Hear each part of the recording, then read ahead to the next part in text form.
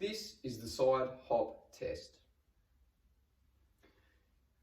You will need to set up your camera in portrait mode, straight up and down, on a stand that is roughly 2 to 3 meters away,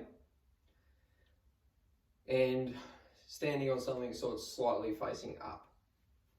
Okay, you will also need a tape measure or a 40 centimeter ruler and some tape or potentially chalk if you're doing it outside. Also use a surface that is potentially soft or at least not slippery. You can use shoes and outdoor is fine. So what you're going to have to do before you start the test is grab some tape. Put one piece of tape at the end of your measure, which I've done here. Mine is clear tape if you can't see it. I can see it here, so that's okay.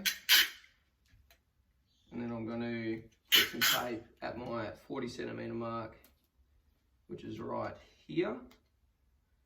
As I remove the tape, okay. So now I've got 2 pieces of tape marked on the ground. Like I said, you could just use chalk and write 2 lines. It needs to be something, it could be 2 pieces of paper. Feel free to get creative with this. Make sure your tape and your tape measure are out of the way. So there's my distance there, 40 centimeter different distance. So this will be done one leg at a time. Okay, I'm going to start with my foot on the outside of this mark here. You can obviously use a wristwatch as your timer. You can use the timer on your phone to indicate how long you've gone for. You can use the Super Friend to time for you. You can also just do it for a period of time and then send it to your coach, and they can count the reps that you do in that time frame. The test is to count and complete as many hops side to side as possible in 30 seconds. So this is what it's going to look like. Foot is on the outside and I'm going back and forth, hopping side to side.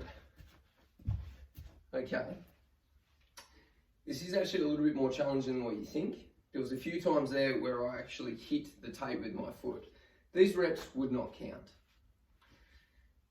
You can count while you're testing, which is fine, but your coach will likely review the footage and make sure that each rep is outside of the tape. So if you feel like you get a bit shortchanged, that's why. Your coach is just counting the reps that count.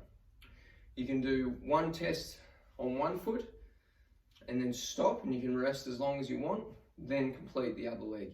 Or you can do 30 seconds on one and then straight into 30 seconds of the other. Feel free to practice this one beforehand.